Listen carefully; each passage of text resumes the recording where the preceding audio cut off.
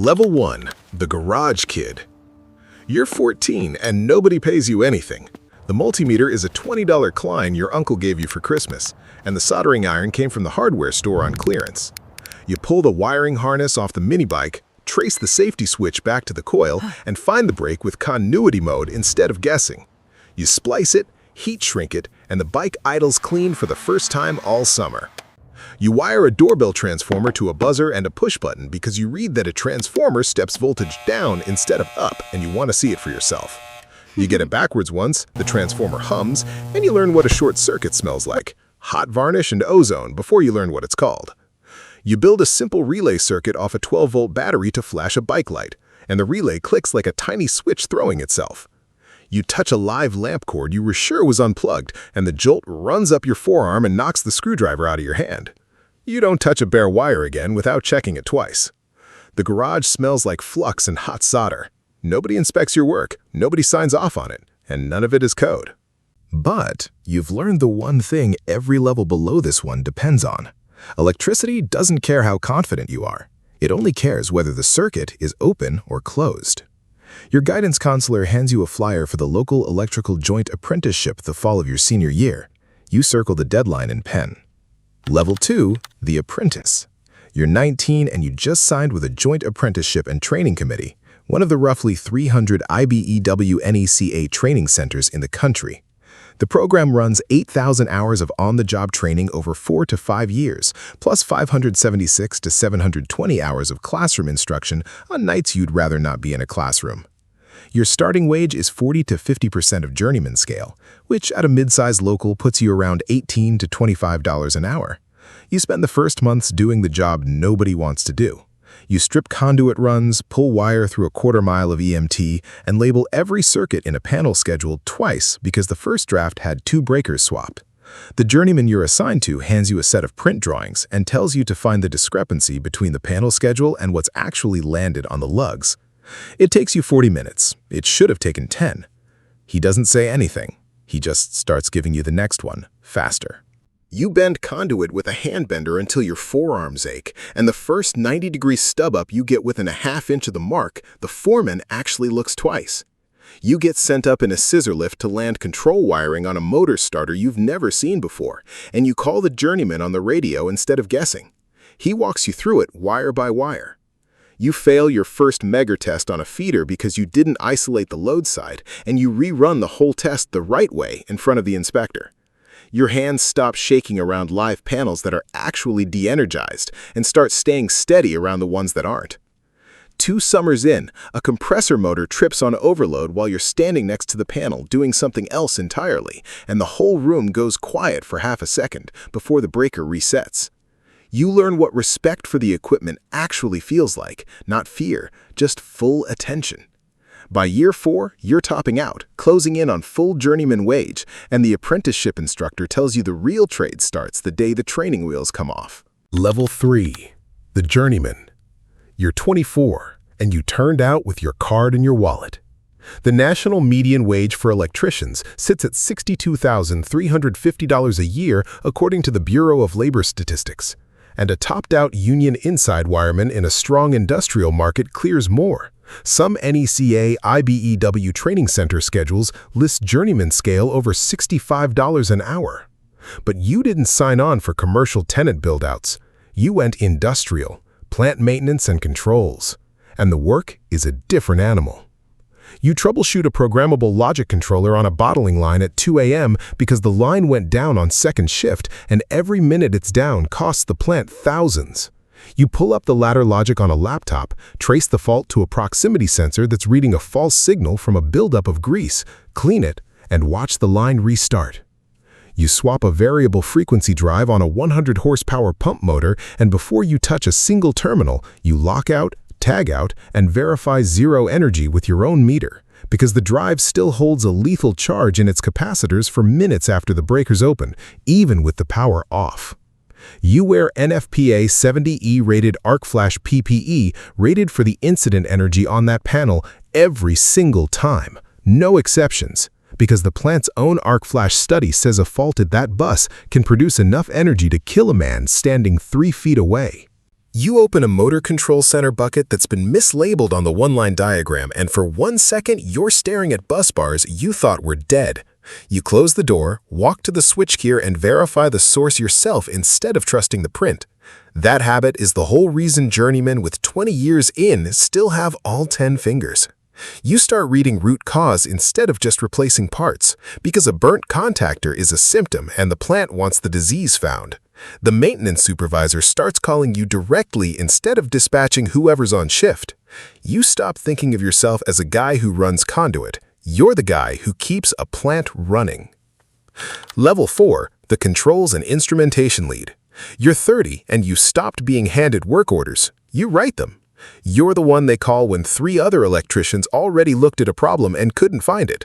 You commission a new packaging line, which means you're not just wiring the panel, you're programming the PLC, configuring the human-machine interface, and tuning a PID loop on a temperature controller until the process holds steady instead of oscillating. You climb into a 480-volt switchgear lineup to rack out a breaker for maintenance, and the rack-in procedure is one you've done 200 times and still respect like it's the first. You train the second-year apprentices on lockout-tagout the same way it was drilled into you, because you've seen what happens when somebody skips a step to save 4 minutes. A contractor on a shutdown crew gets careless around an energized bus during a plant turnaround, and word travels through the trade fast, the way it always does. You don't say his name to your crew. You just run the pre-job brief a little longer that week. You start carrying a thermal imaging camera on your rounds, because a connection running 10 degrees hotter than its neighbors tells you it's going to fail before it actually does, and catching it on a Tuesday afternoon beats an unplanned outage on a Saturday night. The plant manager starts inviting you to the reliability meetings, not to take notes, to talk. You realize somewhere in this year that the ceiling on an hourly wage, even a good one, is still a ceiling. The foreman who trained you at level 2 retired last spring with a pension and a fishing boat. You want the boat sooner. Level 5, the Master Electrician. You're 35 and you sit for your state's Master Electrician exam, which in most states requires several years of journeyman experience on top of your hours, a fee that can run several $100s, and a written test on the National Electrical Code that trips up plenty of guys who've been in the trade for a decade because code knowledge and field instinct aren't the same skill. You pass. The license means you can now pull permits under your own name and legally supervise other electricians' work, which is the actual gate between working for someone and running something. You take a job as an electrical superintendent on an industrial expansion, overseeing 4 crews wiring switchgear, motor control centers, and instrumentation across a new production line. You're the one who signs the arc flash study before it goes to the client. You're the one who has to look a green apprentice in the eye and tell him, no, you don't skip the lockout procedure today. Not even for the schedule, not even if the general contractor is breathing down both your necks. A subcontractor crew working nearby cuts a corner on an isolation and nearly loses a hand to a saw blade that shouldn't have had power. It's not your crew, but it happens on your site, and you spend the next morning walking every panel on the job with a checklist instead of delegating it. You stop thinking about the code book as a rule book you memorize to pass a test. You start reading it as the accumulated record of every mistake that killed somebody before the rule existed. The plant owner you've been working for offers you a permanent position running maintenance electrical for the whole facility. You turned it down because you've already started pricing out your own truck. Level 6, the owner. You're 40 and you file for your own electrical contracting license. The first year is brutal in a way the trade never warned you about. You're bidding jobs at midnight after running a crew all day, learning what it costs to carry payroll, insurance, and workers' compensation for 4 employees before a single invoice clears. Electrical and mechanical contractors typically change hands for somewhere between roughly 2 and 8 times sellers' discretionary earnings, depending on size and specialization. Which means every dollar of margin you leave on a bid today is a multiplied dollar you're giving away at the end. You specialize in industrial and mission-critical work, motor control retrofits, PLC upgrades, arc flash studies, because that's where the margin lives and where fewer contractors are qualified to bid.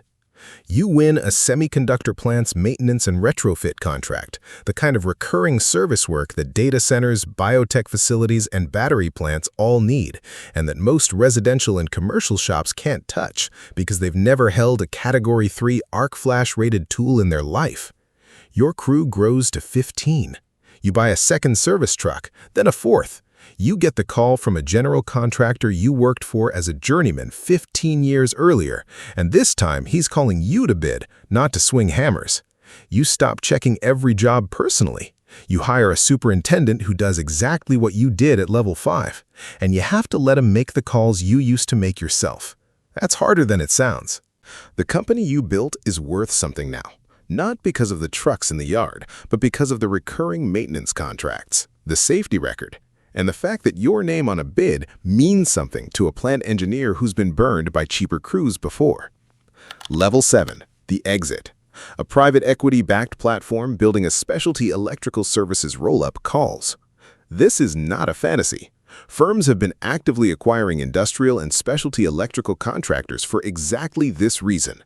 Real companies like RK Electric out of the San Francisco Bay Area, a full-service industrial electrical contractor with more than 3 decades of history serving semiconductor, biotech, and EV manufacturing clients, sold to the private equity firm Huron Capital to serve as the founding platform of a new electrical services group.